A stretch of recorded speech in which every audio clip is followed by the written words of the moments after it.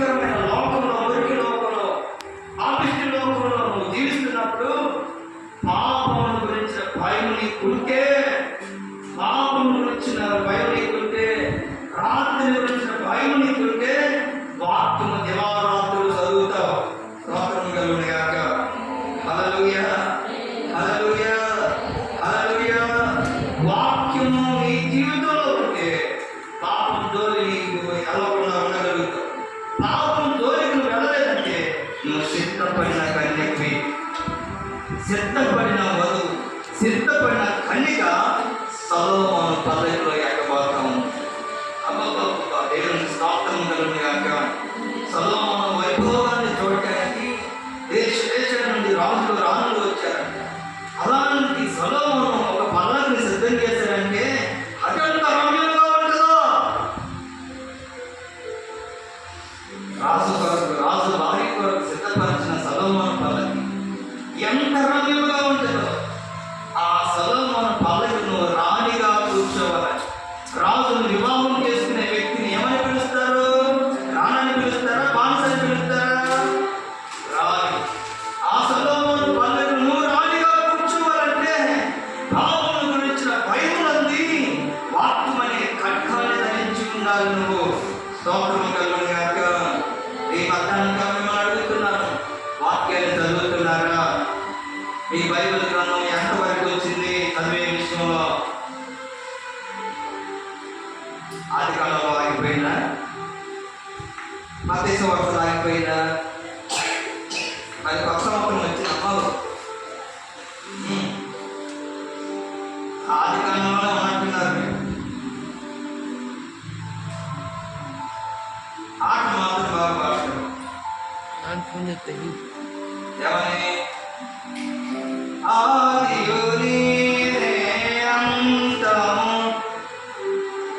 ఎప్పటికీ అంతానికి రావట్లే బైబిల్. ఆదిలోనే ఉంటుంది. ఆట మాత్రం మాట్లాడుతున్నాం, ఆదియు నీవే అంతమేవే అని. వాక్యాన్ని చదువుతున్నప్పుడు, వాక్యాన్ని చదువుకుంటున్నప్పుడు దేవుని మనసు నిలవ కోసం వాక్ శక్తిని రావాల్సింది. అప్పుడు రాత్రి భయమును నువ్వు కలిగి ఉంది. పాపం ఇలా ఉన్న పాపాన్ని నువ్వు చేయించుకుంటూ కన్యగా నీ కన్యత్వాన్ని కాపాడుకొని ఆ వధువుని ఎదుర్కొనబోయే సొలొమోను పల్లకిలో నువ్వు కూర్చుండగలుగుతావు. స్తోత్రం కలుగును గాక. హల్లెలూయా. సొలొమోను పల్లకి ఎక్కాలంటే మొట్టమొదటిగా ఐక్యత కలిగి ఉండాలి. రెండవదిగా వాక్యమనే ఖడ్గాన్ని ధరించాలి. మూడవది రాత్రి భయము నువ్వు కలిగి ఉండాలి. అంటే పాపమును గురించిన భయం నువ్వు కలిగి ఉండాలి. పాపమును గురించిన భయం. రాత్రి భయం అంటే ఆత్మే. రాత్రి అంటే చీకటి అంటే పాపం. పాపమును గురించిన భయము నువ్వు కలిగి ఉండాలి. నాలుగవదిగా ఆ సొలొమోను పల్లకిలో కూర్చున్నటువంటి వారి కొరకు దేవుడు ఒక దాన్ని సిద్ధం చేశాడంట. అదేంటంటే లెబానోను రాణితో మంచం ఒకటి చేశాడంట. స్తోత్రం కలుగును గాక. హల్లెలూయా, హల్లెలూయా, హల్లెలూయా. 9వ వచనం చదువుకున్నాం. లెబానోను రాణితో మంచం ఒకటి సొలొమోను రాజు తనకు చేయించుకొని ఉన్నాడు. దేవునికి స్తోత్రం కలుగును గాక.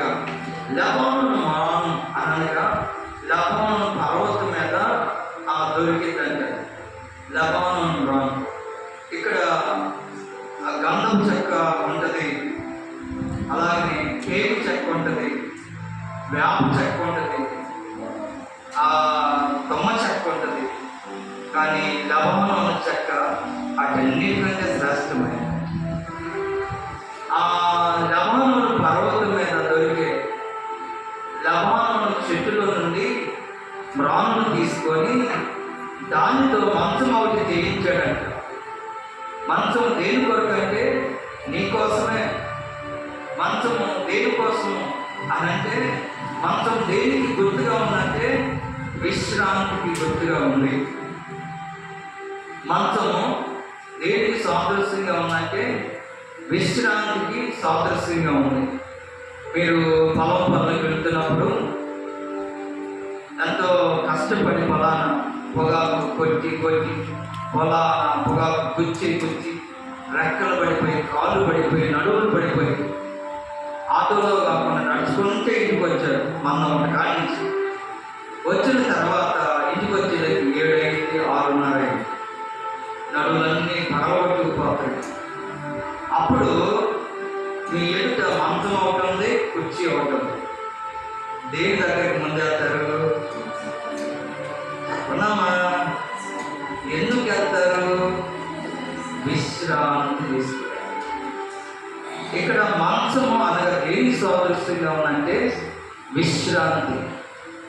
ఐక్యతను కాపాడుకుంటూ వాక్యం అనే ఖడ్గాన్ని పడుతూ పాపాన్ని జయించి కన్యాత్వాన్ని కాపాడుకొని సొలొమోను పల్లకిలో కూర్చున్న వారికి సొలొమోను రాజు మంచం సిద్ధం చేశాడు.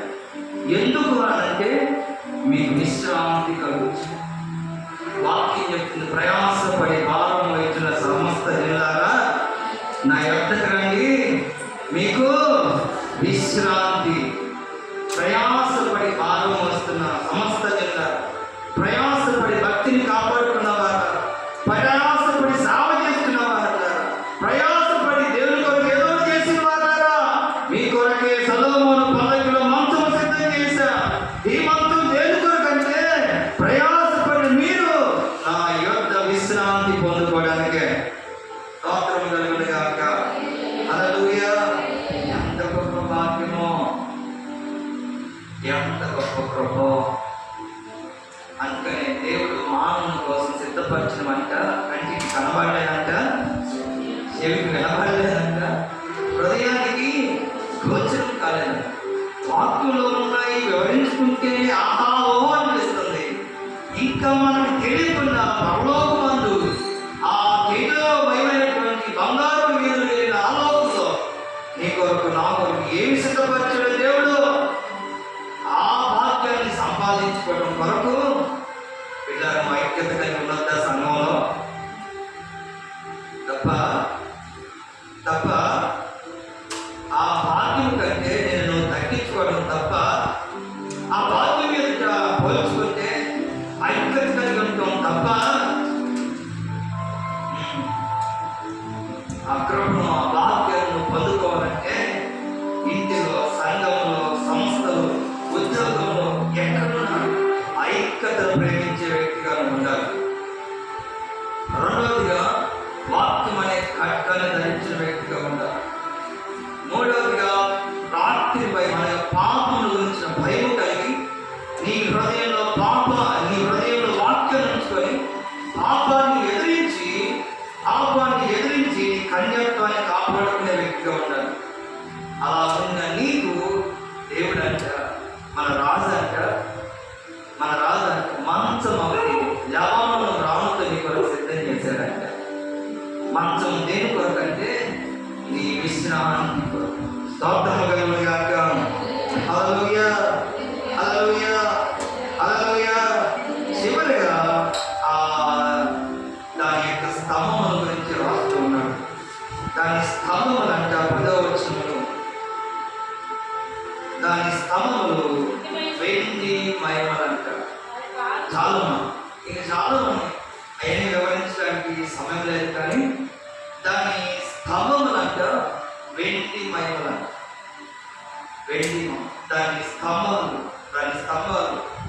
దాని స్తంభాలనే వీటినంట వెండితో పొదుపు చేయబడిందంట. వెండి దేని సాదృశ్యంగా ఉంది అని అంటే విమోచనకు సాదృశ్యంగా ఉందండి. వెండి విమోచనకు సాదృశ్యంగా ఉంది. ఆ సొలొమోను పల్లకిలో నువ్వు చేర్చబడాలి అని అంటే విమోచించబడిన జీవితం, రక్షించబడిన జీవితం నువ్వు కలిగి ఉండాలి. రక్షణ లేకుండా రైలు బండి ఎక్కలేవు, రక్షణ లేకుండా సొలొమోను పల్లకి ఎక్కలేవు, రక్షణ లేకుండా యేసు ప్రభువును కూడా కలుసుకోలేదు.